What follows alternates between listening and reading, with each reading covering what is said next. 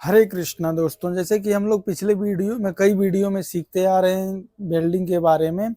और welding smart class में हम एक एक पॉइंट आपको बताते आया हूं। और इस वीडियो में आपको बताऊंगा, जैसे कि हम लोकल पर्चिंग के बारे में बात किए थे पिछले वीडियो में। इस वीडियो में मैं आपको ये दिखाने वाला हूं लोकल पर्चिंग डाल के जो रूट मारा जाता है उसका आर्गन टार्च और टंगस्टन से कितना दूरी होना चाहिए, इस वीडियो में वो जानकारी आपको दूंगा। जैसे कि अगर आप एसएस मारते हैं या इनकोनल मारते हैं या सीएस मारते हैं, कितना डिस्टेंस होना चाहिए कि आर्गन टार्च चिपके ना, टंगस्टन खराब ना हो, उसकी पूरी जानकारी आपको इस वीडियो में देने वाला हूं। तो वीडियो अच्छा लगेगा तो लाइक शेयर सब्सक्राइब जरूर करना मेरे दोस्तों। हम आपको भी दिखाऊंगा, जैसे प्रैक्टिकल करके भी दिखाऊंगा, कुछ मैं वेल्डिंग कर किया था उसको मैं भी आपको मैं इस वीडियो में दिखाने वाला हूं। जो आज मैं करने वाला हूं वो भी जानकारी आपको इस वीडियो में दूंगा। तो बने रहिए इस वीडियो में, मैं आपको एक एक पॉइंट बताऊंगा। आपको कुछ भी डाउट लगता है मेरे दोस्तों तो आप कमेंट में पूछ सकते हैं।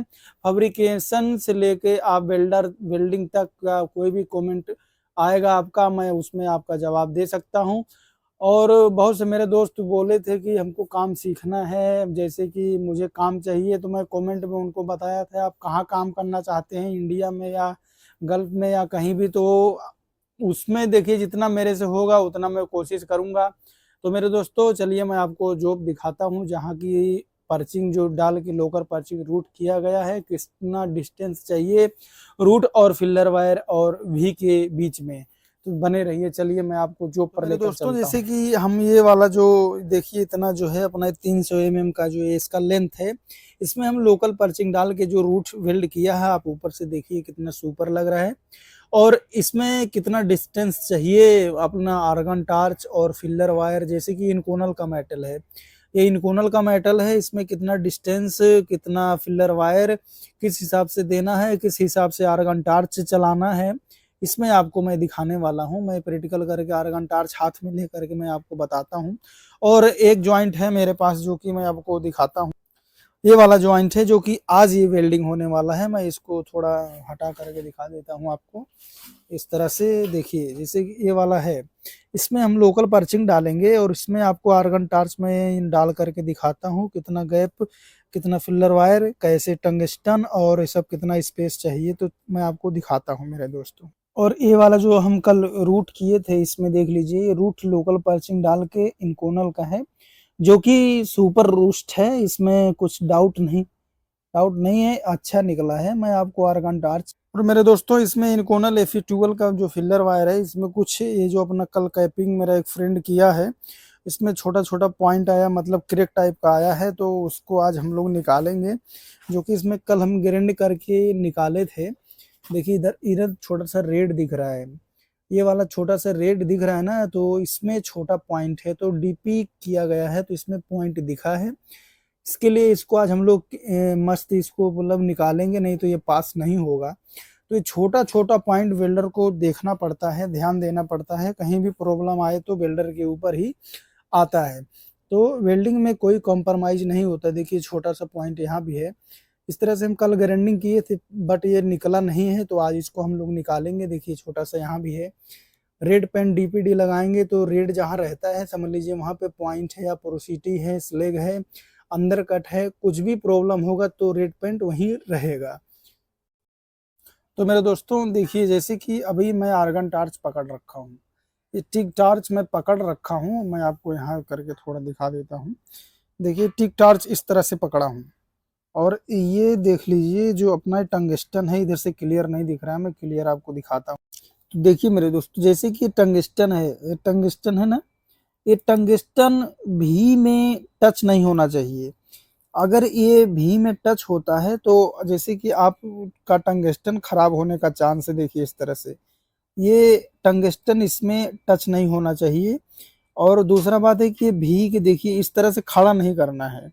अगर आप आर्गन टार्च सीधा अगर खड़ा कर देते हैं तो आपका रूट ज़्यादा निकलने का चांस होता है, ज़्यादातर एसएस या इनकोनल या डीएसएस में या एलआई स्टील में। तो आपको आर्गन टार्च जब एसएस करेंगे मारेंगे तो थोड़ा सा इस तरह से टेपर रखना है। देखिए इस तरह से थोड़ा सा तिरछा रखेंगे, मतलब ज़्यादा तिरछा नहीं, हल्का सा अगर तिरछा रखेंगे तो आपका सुपर इस तरह से रूट करते जाएंगे तो आपका रूट सुपर निकलेगा और बराबर निकलेगा। अगर इस तरह से खड़ा कर देंगे तो आपका रूट, जैसे कि ये जो इसका जो फोक्स होता है आर्गन टार्च का, वो सीधा सीधा रहेगा तो बहुत ज्यादा रूट निकलेगा अंदर की तरफ।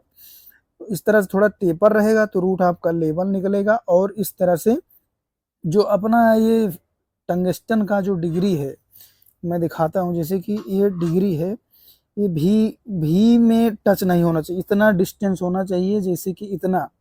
देखिए इस तरह से रखेंगे, इस तरह से हल्का हल्का आगे पीछे मूव करेंगे लेफ्ट राइट में, इस तरह से। जैसे कि मैं पिछले वीडियो में बताया था कि आर्गन टार्च मूव कैसे करना है, तो इस तरह से हल्का सा लोड देना हाथ पर और इस तरह से मूव करना है, लेफ्ट राइट में करना है। जैसे आप लेफ्ट में ले जाएंगे, राइट में ले जाएंगे, तो नोजल जो अपना सिरामिक कप है धीरे धीरे अपने आप आगे बढ़ता रहेगा। आपको ज्यादा लोड नहीं देना हाथ पे, नहीं तो ये स्लिप होने का, इस तरह से स्लिप होने का चांस होता है। अब हल्के हाथ में पकड़िए और इस तरह से हल्का हल्का मूव करिए। जब आप लेफ्ट देखिए इस तरह से इधर लेकर जाएंगे तो जो इसका आर्गन टार्च का टंगस्टन का जो पॉइंट है ये आएगा राइट में, फिर जब आप लेफ्ट में ले जाएंगे तो इस तरह से जाएगा लेफ्ट में। तो मेरे दोस्तों ये ध्यान रखना है इस तरह से। और टंगस्टन जो अपना आर्गन टार्च है इस तरह से खड़ा नहीं रखना है। ज्यादातर एसएस, इनकोनल और डीएसएस में अगर खड़ा करेंगे तो रूट ज्यादा निकलने का चांस है। हल्का से इस तरह से डिग्री में रखेंगे तो कि इस तरह से आगे आगे बढ़ता जाएगा। और इस तरह से भी मैं दिखा दूं, जैसे कि ये भी है ना, भी में इस तरह से हल्का भी कटना चाहिए एसएस और इनकोंडल में। तो करंट आपको उतना लेना है जाकि भी हल्का हल्का कटे। कटने से क्या होगा कि रूट दोनों तरफ बराबर निकलेगा और अच्छी तरह से रूट निकलेगा। और सीएस में काटने की जरूरत नहीं है, भी एज और एसएस हो या इनकोनल हो, डीएसएस हो, उसमें एज काटने का जरूरत पड़ता है, क्योंकि एज कटिंग के वजह से रूट में अच्छा निकलता है और अच्छी तरह से मेल्ट होता है। तो मेरे दोस्तों इसमें आपको कुछ भी डाउट होता है, देखिए इस तरह से आपको टंगस्टन हमेशा इस तरह से रखना है। और डिस्टेंस उसमें समझ लिए 0.5 या 0.6, 0.7 इस तरह से इसमें डिस्टेंस होना चाहिए। देखिए इतना गैप में डिस्टेंस होना चाहिए। देखिए इस तरह से। अभी मैं आपको एक फिलर वायर में दिखाता हूँ। ये मैं फिलर वायर लिया है जो कि 1.6 का है। ये 1.6 का फिलर वायर है। मैं आपको इसे एक साथ में आर्गन टार्च और फिलर वायर नहीं पकड़ सकता, क्योंकि मेरा अभी दोस्त नहीं आया है और मैं एक ही हाथ से मोबाइल पकड़ा, एक हाथ से फिलर वायर पकड़ा है, तो आर्गन टार्च और फिलर वायर एक साथ में नहीं पकड़ सकता। फिर भी मैं आपको बता देता हूँ, जैसे कि अगर आपको इस तरह से रूट मारते हैं एसएस या इनकोनल या डीएसएस का, तो आपको इसी एक भी पे रखना है। या तो इस पे रखिए, एक एज पे अपना फिलर वायर रखना है, या तो इस पे रखिए या फिर इस पे रखिए। इस तरह से जब रखेंगे, यहाँ पे रखना है, अंदर नहीं डालना है, इस तरह से अंदर नहीं डालना है, एकदम एज पे रखना है, इस तरह से एज पे रखना है। और रखने के बाद में जब फिलर वायर चलता रहेगा इस तरह से, ये अंगुली पे इस पे रख के, तो आपको अगर फिलर वायर नहीं चलता है आपसे, इस तरह से इसी पे भी की एक तरफ रखिए। जैसे वो गल जाएगा फिर आगे थोड़ा बढ़ा दीजिए, फिर जैसे गल जाएगा वो थोड़ा आगे बढ़ा दीजिए। इस तरफ रखिए या इस तरफ, लेकिन रखना है एक ही तरफ। बीच में इस तरह से नहीं रखना है, इसे नहीं रखना है बीच में। इस तरह से क्यों नहीं रखना है, क्योंकि अगर आप बीच में रखते हैं तो मेरे दोस्तों आपका हाथ स्लिप होगा, तो फिलर वायर कभी ज्यादा हो जाएगा कभी कम हो जाएगा। लेकिन आप इसमें टच करके रखेंगे हल्का सा, तो आपका फिलर वायर बराबर चलेगा और बराबर सब कुछ काम होगा। अगर आपको फिलर वायर चलाने नहीं आता है तो इस तरह से पकड़ लीजिए। देखिए इस तरह से आप फिलर वायर पकड़िए, इस पे एक अंगुली पे रखिए और इस पे रखिए, एक अंगूठा जो है ये अंगूठा इस पे रखिए। तो इस तरह से जब इसको प्रेस करेंगे तो इस तरह से आगे जाएगा। फिर इसको यहाँ से इसे दबा लीजिए, फिर इसको यहाँ से आगे बढ़ाइए, फिर इसको यहाँ से दबा लीजिए। तो इस तरह से जब दबाते जाएंगे तो आप जब यहाँ पहुंच जाएंगे तो इस तरह से पकड़ भी सकते हैं और इस तरह से भी पकड़ सकते हैं, जैसे आपको बन पड़े, जैसे आपको अच्छा लगे उस तरह से आप। मैं अगले वीडियो में बता दूंगा फिलर वायर कैसे चलाया जाता है, कैसे आगे बढ़ता है। अपना ये पर्चिंग सिस्टम है, ये जो मैं पहले वीडियो में बताया था ये बनाया हूँ, इसी से अपना ये रूट किया गया है जो कि आपके सामने है। और इसी तरह से ये वाला भी रूट आज हम लोग करेंगे।